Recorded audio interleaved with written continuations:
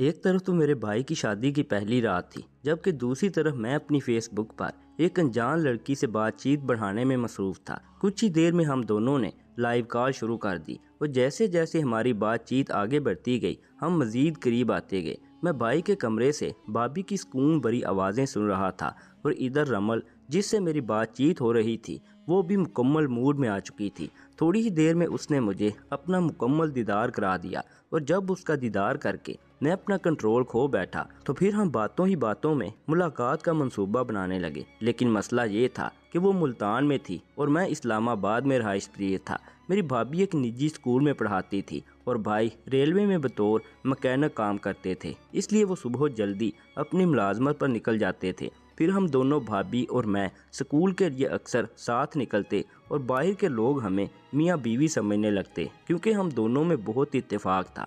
ایک بار جب ہم ایک سگنل پر رکے تو ایک بھیک مانگنے والی اماں ہمارے قریب آئی اور بولی، تم دونوں میاں بیوی سلامت رہو، اللہ تمہیں چاند جیسا بیٹا عطا کرے۔ بھابھی یہ بات سن کر مسکرائیں اور میرے کان کو ہلکا سا مروڑ کر ہنستے ہوئے بولی کہ دیور جی اب اس فقیرنی کی دعا پر آمین تم کہو گے یا میں کہوں؟ ان کی یہ بات سن کر میں بھی زور سے ہنسنے لگا۔ ایسے اور بھی کئی واقعات ہوئے جن کا ذکر کرنا فی الحال مناسب نہیں، شاید اسی وجہ سے قدرت نے ہمارا مستقبل ایک ساتھ لکھا تھا۔ خیر اس دن ہم دونوں گھر آ گئے اور میں اپنے کمرے میں جا کر سو گیا۔ شام کو جب اٹھا تو دیکھا کہ بھابھی کہیں جانے کی تیاری کر ہی رہی تھی اور ان کے چہرے پر کچھ پریشانی کے آثار تھے۔ میں نے پوچھا، بھابھی آپ کہیں جا رہی ہیں؟ بھابھی نے کہا کہ ہاں ذرا ڈاکٹر کے پاس جانا تھا۔ یہ کہہ کر ان کے چہرے پر مزید سنجیدگی چھا گئی۔ میں نے پریشانی سے پوچھا، بھابھی سب ٹھیک تو ہے نا؟ میرے سوال پر ان کے چہرے پر مسکراہٹ آ گئی۔ نہیں دیور جی، بس معمولی سا چیک اپ ہے۔ ان کے انداز سے مجھے لگا جیسے وہ کچھ چھپا رہی ہیں۔ میں نے کہا اگر آپ چاہیں تو میں بھی ساتھ چل سکتا ہوں۔ بھابھی نے جواب دیا کہ وہ پڑوس کی کوثر آنٹی کے ساتھ جا رہی ہیں جو ہماری گلی کی سب سے سرگرم خاتون تھی اور محلے میں سب کے بارے میں علم رکھتی تھی۔ میں نے انہیں جانے کی اجازت دی اور وہ مسکراتے ہوئے دروازے کی طرف بڑھ گئی۔ سعدیہ اور میں نے یونیورسٹی میں ایک ساتھ تعلیم مکمل کی تھی۔ ایک دن یونیورسٹی میں فیئر ویل پارٹی میں اعظم بھائی فیملی کی جانب سے مدعو کیے گئے تھے تو وہاں ان کی نظر سعدیہ پر پڑی اور انہوں نے اسے پسند کر لیا۔ کچھ دن تک بھائی سعدیہ کے بارے میں مجھ سے باتیں کرتے رہے۔ جب انہوں نے اپنی پسندیدگی کا مجھ سے اظہار کیا تو ابتدا میں مجھے تھوڑی حیرت ہوئی مگر جلد ہی بھائی کی خوشی میں خوش ہو گیا۔ ویسے بھی سعدیہ کو میں نے کبھی اس نظر سے نہیں دیکھا تھا، اس لیے میرے لیے یہ کوئی مسئلہ نہیں تھا۔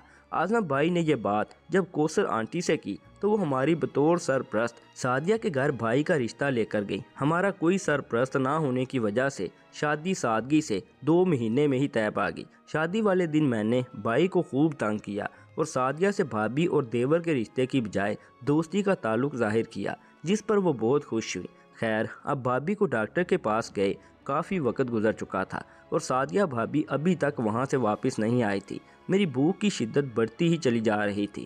کچھ دیر بعد بھابھی واپس آئیں اور ان کے پیچھے بھائی بھی آ گئے۔ پھر ہم تینوں نے مل کر کھانا کھایا اور کچھ دیر بعد اپنے اپنے کمروں میں چلے گئے۔ تقریباً 1 گھنٹے بعد بھائی میرے کمرے میں آئے اور کہنے لگے کہ محکمے نے میری رات کی ڈیوٹی لگا دی ہے، اوور ٹائم بھی لگایا کروں گا، اور میں نے یہ بات تمہاری بھابھی کو بھی بتا دی ہے اور اس کا بھی یہی کہنا ہے کہ اگر ہم دونوں بچت کریں گے تو ہی تمہاری شادی کر پائیں گے، اس لیے میں نے فیصلہ کیا ہے کہ اب میں چھٹیوں پر ہی گھر آیا کروں گا۔ میں نے جواب دیا، بھائی اس کی کیا ضرورت ہے، ہم تینوں مل کر کما تو رہے ہیں اور اس طرح تو آپ بھابھی کو بھی وقت نہیں دے پاؤ گے۔ بھائی نے کہا، تم ٹھیک کہہ رہے ہو مگر دن بدن بڑھتی مہنگائی کی وجہ سے مجھے یہ قدم اٹھانا پڑا۔ یہ کہہ کر بھائی خاموش ہو گئے۔ صبح معمول کے برخلاف جب بھابھی مجھے جگانے کمرے میں نہیں آئی تو میں خود ہی اٹھ کر تیار ہو کر جب باہر آیا تو بھابھی اس وقت ناشتہ تیار کر رہی تھی۔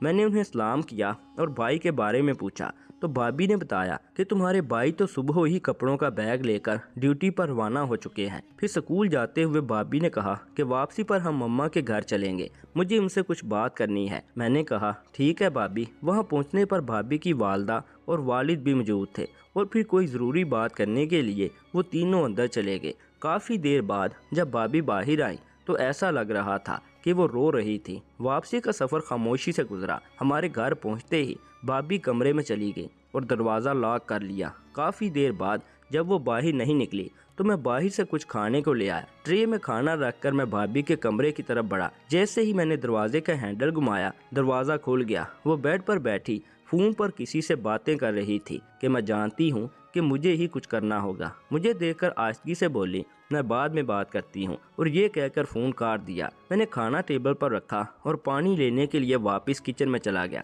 اتنی دیر میں بھابی بھی منہ ہاتھ دھو کر آ گئی اور بولی کہ مجھے آواز دے لیتے حسن۔ میں نے کہا نہیں بھابی، میں نے آپ کو تنگ کرنا مناسب نہیں سمجھا۔ یہ کہہ کر میں صوفے پر بیٹھ گیا۔ کمرے میں حالانکہ بیڈ بھی تھا اور کرسی بھی، لیکن بھابی وہاں بیٹھنے کی بجائے میرے ساتھ ہی صوفے پر بیٹھ گئی۔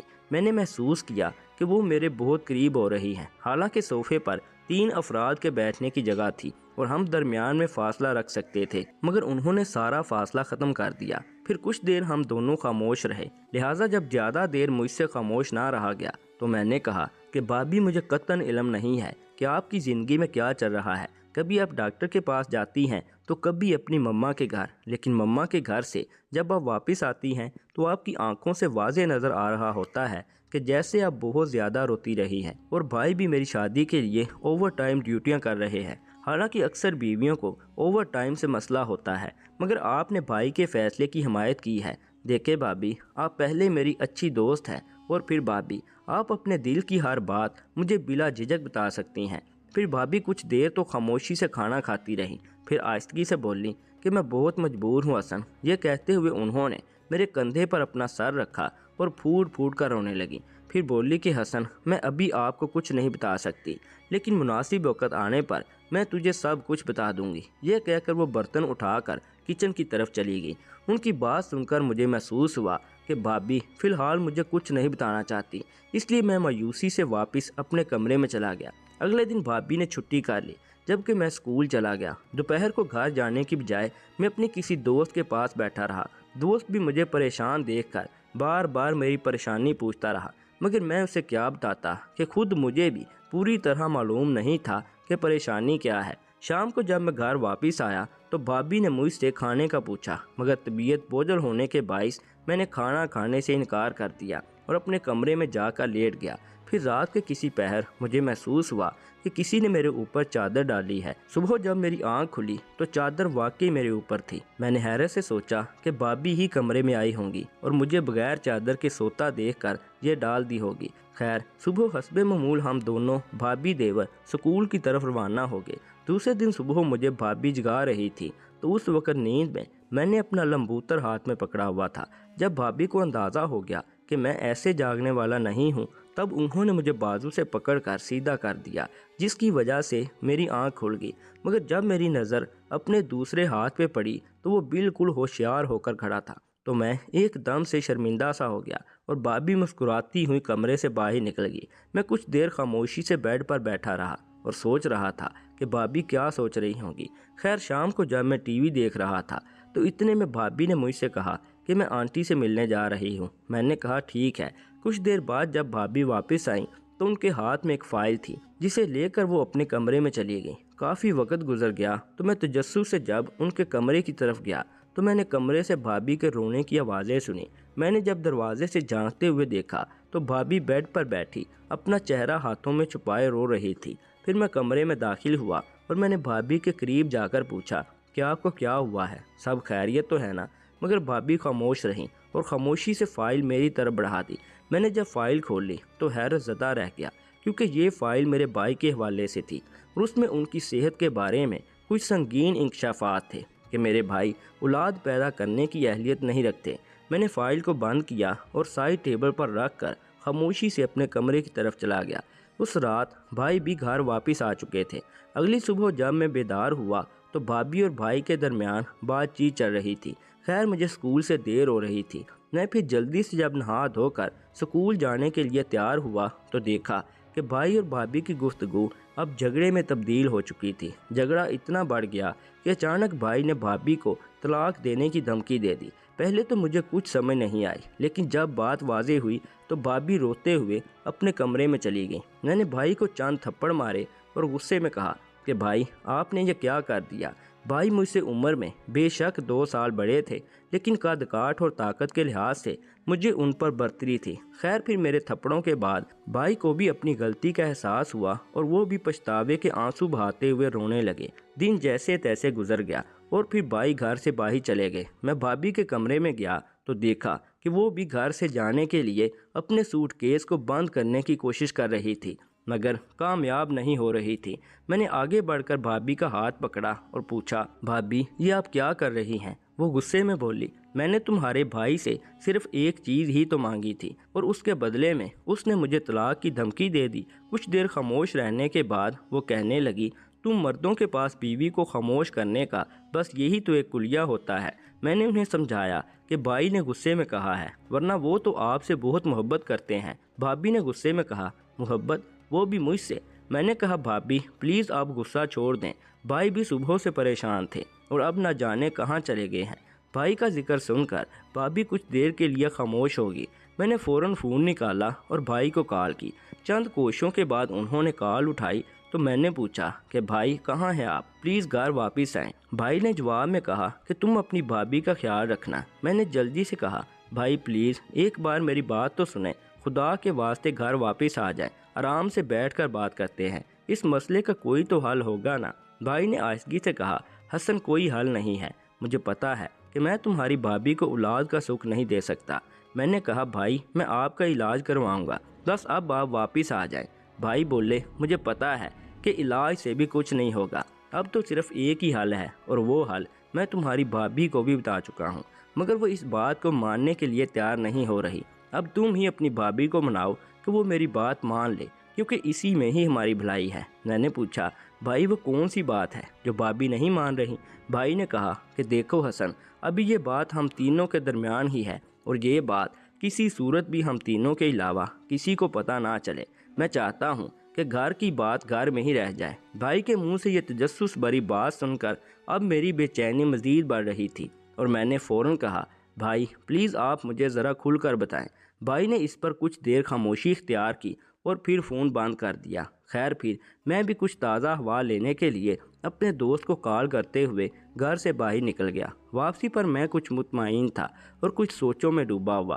میں بھابھی کے پاس آ کر بیٹھ گیا اور بھائی کی میڈیکل رپورٹ دیکھنے لگا۔ پھر میں نے بھابھی سے کہا، بھابھی آپ بھائی کی بات کیوں نہیں مان رہی؟ وہ کہہ رہے تھے کہ اگر آپ نے ان کی بات مان لی تو سب کچھ ٹھیک ہو جائے گا۔ بھابھی نے میری طرف عجیب نظروں سے دیکھا اور بولی کہ حسن کیا تمہیں معلوم ہے کہ تمہارا بھائی مجھ سے کیا چاہتا ہے؟ میں نے کہا، نہیں بھابھی مجھے اس بات کا علم نہیں ہے۔ پھر کچھ دیر خاموشی کے بعد بھابھی بولی کہ دیکھو حسن، تمہارا بھائی چاہتا ہے کہ میں تمہارے ساتھ۔ اتنا کہہ کر بھابھی خاموش ہو گئی اور اٹھ کر کچن میں چلی گئی۔